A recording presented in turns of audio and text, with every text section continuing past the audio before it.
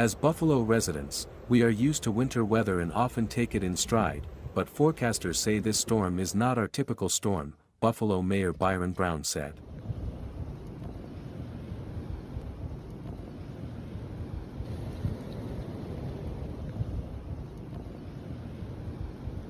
In addition to sounding the alarm and issuing a state of emergency starting at 7 a.m. Friday, county executives and their crews are already working to pre-treat the roads and reduce the risks of floods by lowering the water level in the Niagara River.